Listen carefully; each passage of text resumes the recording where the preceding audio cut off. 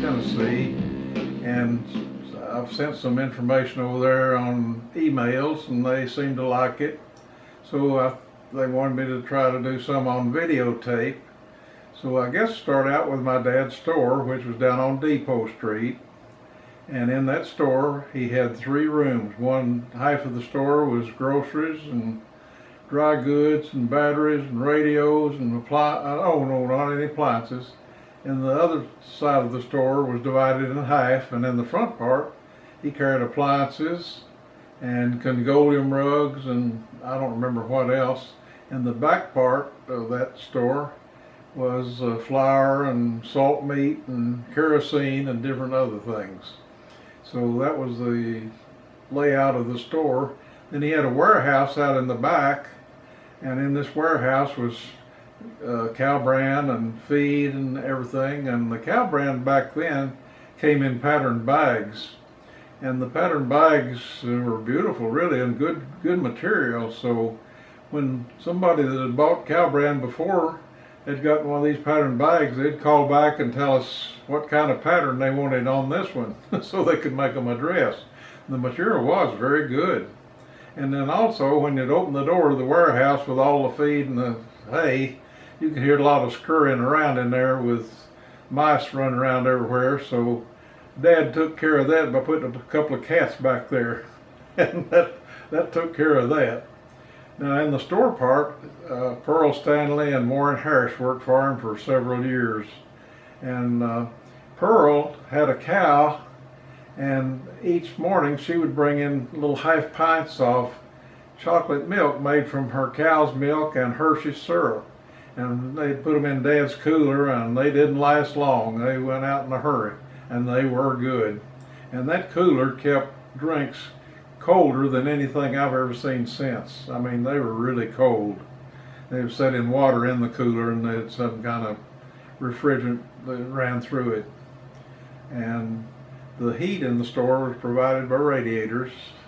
And later years, when we decided to make, after Argel Bird and Beulah bought the store and took it over, and then somebody else later made a TV place out of it, I think it was. I can't remember his name right now, but anyway, we put in a heater that blew air out of it, and we took this fellow that was putting that in and taking the radiators down, wanted to know if he could have the radiators, and I said, sure, we don't have any use for them. And I thought they'd be all full of gunk after been in there all that many years. But he started knocking those radiators apart, and they were just as clean as they could be on the inside. I couldn't believe it. But anyway, that's the story of the store, and we rented it out for several years, and then Keith Markham bought it later and put his appliances in there, and now I think there's a coffee shop in there. So any other use of it is made by Keith Markham. He now owns it. And as far as the house, I've had people ask me about that house, and that house is today would be, I'm 93, so the house would be 92 years old, and it was made of stucco on the outside and had a concrete tile roof, and that roof underneath was supported by pretty big timbers, and the roof decking was tongue and groove boards, which you couldn't believe that today with the plywood and the stuff they use for decking today, but it was tongue and groove, and then this tile was laid over it. And when I was up there one day, Mother was worried after Dad had passed away. Mother was worried that something would happen because two of those tiles had cracked, and she was worried to death about it. So I got some foam rubber and climbed up there where the broken tile were, and I started pulling that tile, and it just slipped right out. Wasn't a nail in it. And Dad, fortunately, had bought some additional tile back years ago when they were in the garage, and I went in the garage and got one and just shoved it right back in the same place. And I couldn't believe it was so easy to do, and Mother was so happy because she was there by herself and she was really worried about it. But anyway, the house inside was plaster walls, I mean real plaster. And in the living room, dining room, and sunroom, which were all connected by arches and no doors, there was this, I don't know what kind of wall you'd call it, but it's kind of a cracked wall that needed to be painted a certain way. Just a certain person that could paint it. So Dad got hold of this painter in Knoxville one day, and he says, now you quit drinking, hadn't you? And the fellow, oh yeah, I don't drink anymore. So Dad had him lined up to come to work that next Monday and do these walls, because it had to be painted and it had to be rubbed some way because it highlighted them. And on that Monday morning, the policeman called Dad and says, I have a fellow down here in the calaboose that says he needs to go to work for you this morning. So that's what happened, and he did come on out and do the house, what he was supposed to do. So evidently he hadn't gotten over the drinking part. Then my grandparents lived about a mile below Oneida, and my brother and I used to go down there every Sunday afternoon after Sunday school when we were children growing up. And Grandma would always have a good meal ready for us. And she had a cow we had 3 quarts of milk every day. And sometimes I'd go to the store after school, and Warren would go down to get the milk, and I'd go with him. And when I'd get down there, Grandma many times would be taking cornbread out of the oven, and she'd fix me a big slice, and I had a big pat of butter in the middle of it, and I just was in my glory when I was eating that. So it was great. And now going up Main Street back then, best I remember, the First National Bank was on the corner, and back then only 3 people ran that bank, and you couldn't believe that looking at it today, but Chester Terry, Clifford Sexton, and Brahma Parnell were the 3 people that kept that bank going for years. And so if you go on out beyond that bank, going out Depot Street, on the same side as the bank, there would be a billiard parlor, and it was actually a barber shop with pool tables in the back, and I think, because I remember Sam McCoy was the barber. And then on beyond that was the theater. It was wasn't up on Main Street back then, it was down there. Then beyond that was Cooper's hardware store, department store, and drugstore. Now, going up the other side of Main Street, going up toward the Baptist church, you'd have the thing, and then they had a little alley there after the bank that went down behind Cooper's Stores. Then the next little building there, as I remember, Dr. Sanders had a dental office in the top part of it, and as I remember, it seemed like some little jewelry store in the bottom. I'm not sure just what it was now. Then the next thing was the post office, and then the next thing was Hale's drugstore. And then after that, I believe, was the cafe. It was a restaurant, and I can't remember what too much more on up the street. I know Dr. Pemberton had an office with a little porch out front, and it was something else before he came in there. But anyway, he was in there, and one day I was in there waiting to get something done, and he pulled some guy's tooth, and the fellow said, "Well, how much?" And he said, "Oh, $2, I guess." Can you imagine today getting a tooth pulled for $2? Then on up the street was the Baptist church, and then across the street from the Baptist church was Duncan's store. And at that time, as I remember, there were no other businesses on that side of the street other than Duncan's store up there. So cars always parked up and down the street there. And at night, a lot of times we'd sit over in one of those cars and watch everybody go up and down the street. And that was our entertainment for the night. So, trying to think what else that you might like to know. Let's see. Well, we had three railroads that came into Oneida. One railroad was the O&W, went from Oneida to Jamestown. The other was Tennessee Railroad that went up into the coal mines. And then Southern Railway was the through railroad that came through there. And I understood that during World War II that the Tennessee Railroad brought out about 125 carloads of coal a day and set it out there for the Southern Railway to pick it up and take it to the power companies.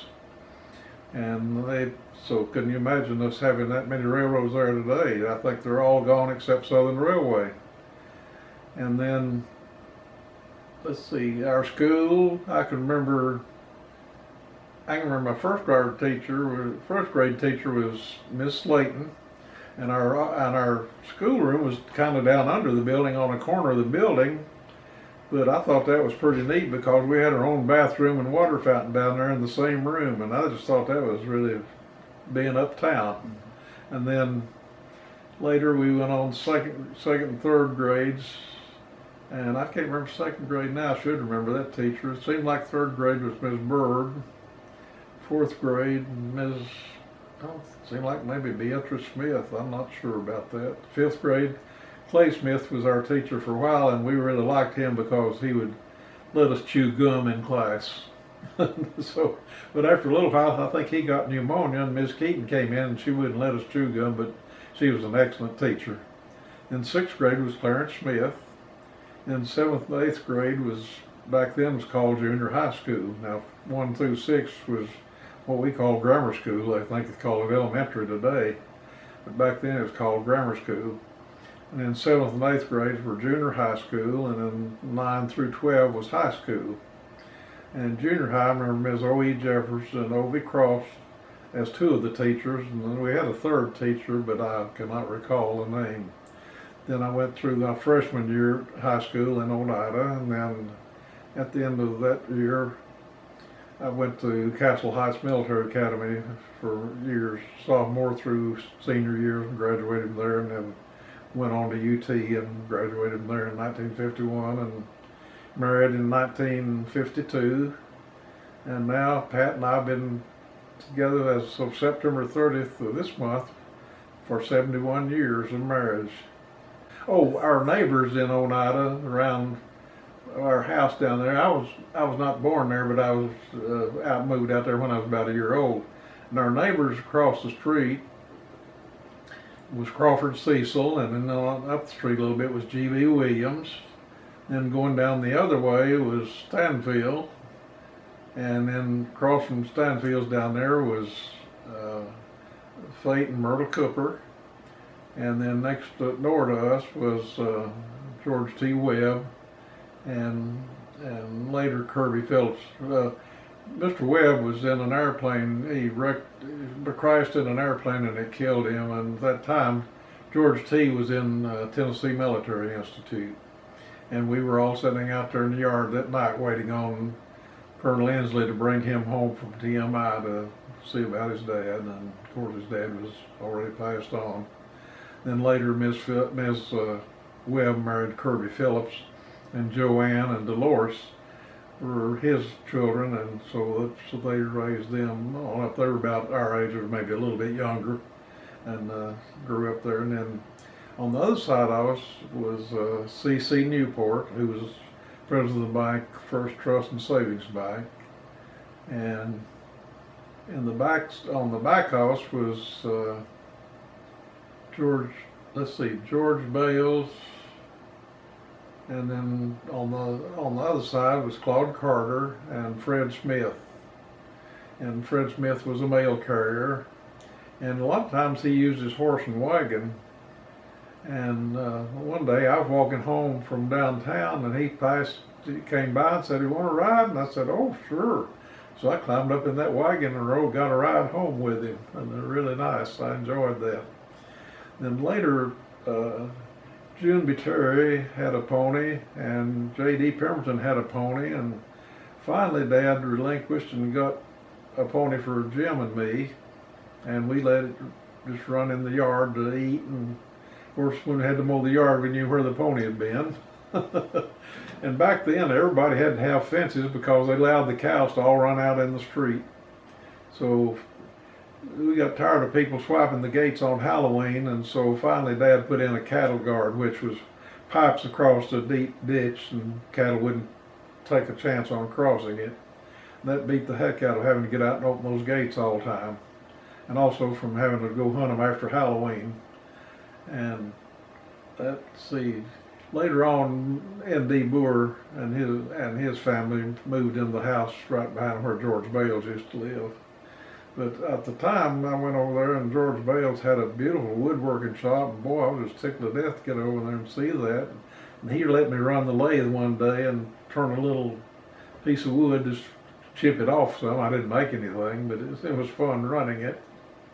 And of course, we all played together out there in the backyard, a little bit, a lot behind the house, where the fence didn't go all the way back. So Claude Ever and Jack and Jimmy Newport and Jim and I, and I'm trying to think who else. We had a whole bunch get back. Sometimes we'd play softball or something. We had a tree house back there, and the tree house was up in the trees. And one day Mother came out there and said, "Y'all aren't smoking up there, are you?" And of course, smoke was just boiling out of the house, but we knew she couldn't climb up there, so we said, "No, we're not smoking." That was back when you could get 2 packs of Bugler and a roller to roll tailor-made cigarettes for a quarter. So we had, in fact, we had a little printing press, and we even printed our names on the cigarette paper. So that we really felt like we were really uptown with that. And a little printing press, another thing we used, had some real pretty shaded type, and we'd print social cards for ladies around town. And we'd print 10 for a dime. So that's how we made a little bit of money from time to time. And we also put out a weekly newspaper. Dad had a mimeograph machine, and so I'd type the stencils. I learned how to type years ago. I'd type the stencils, and then he'd go down and he'd run it off on his mimeograph machine, and we sold it for 4 cents a copy. And we had an oil well being dug not too far from our house there, and we'd go there and find out how many feet they'd done that day, and we'd put it in the paper. And Dad had card calendars he gave out to people at the end of the year, and they always had the weather on them, so we'd get our weather report from the little flags on the card calendar. And I don't know how accurate it was, but anyway, it filled up some space. But on the first edition, Mother saw it and said, "Where'd you all find out all this stuff?" We said, "Oh, I thought everybody knew this." So she canceled the first edition. We had things on there we're not supposed to be known generally. And we had a basement in it, and we had a big table down there with railroads on it, little model railroads. And I don't know how many times we had a little transformer there that you could sit over there and run the trains all around the track, and some of them had like you could dump one of them by electronic remote and stuff like this. And I think every child in town came out there, and Dad would go down there and run the railroad for them. And of course, we played with it all the time too. And then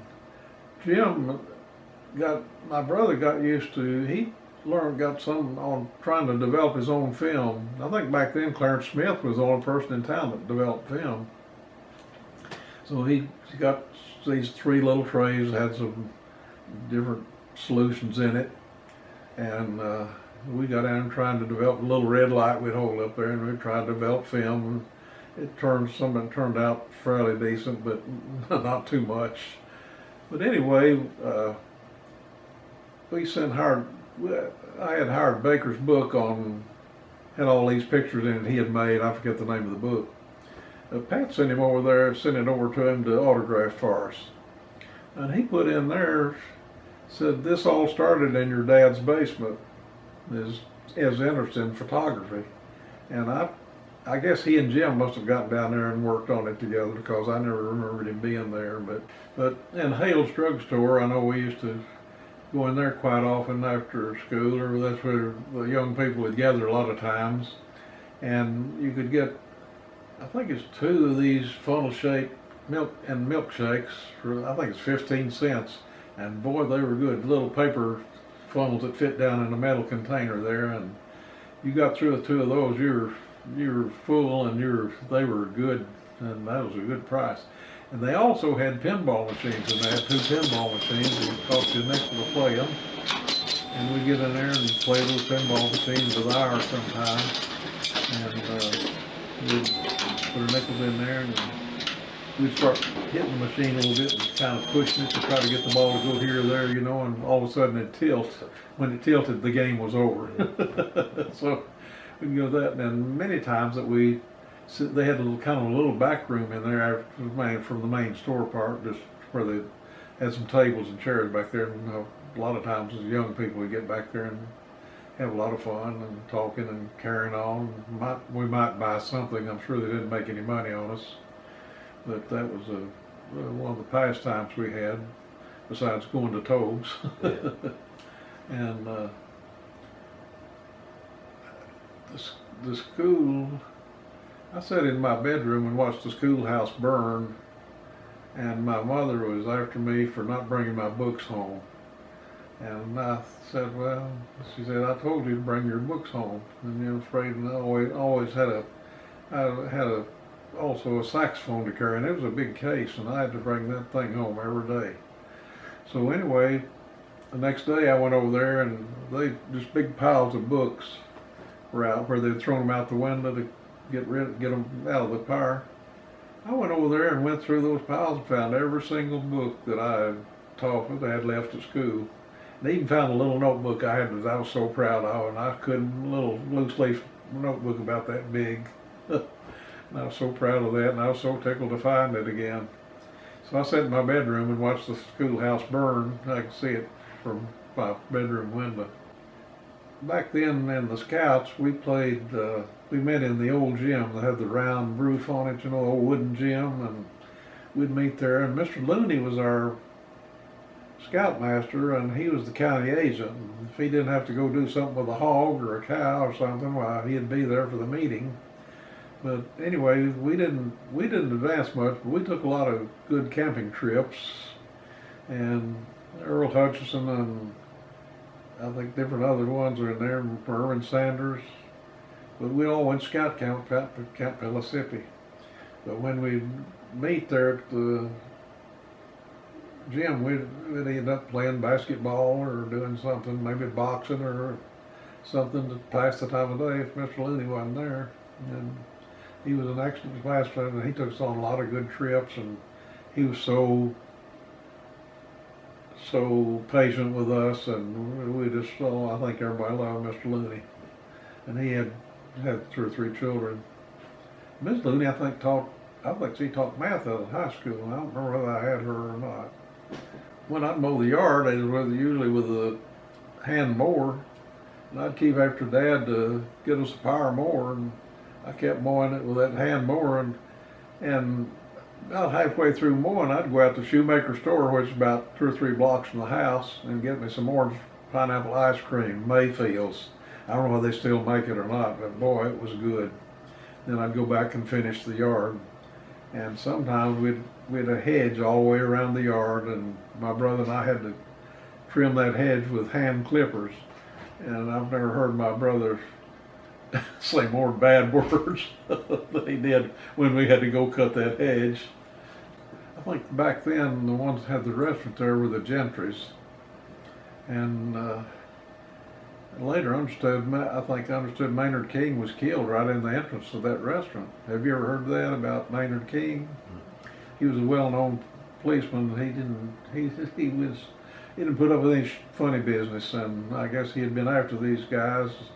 I know who they said did it, but I won't mention that name.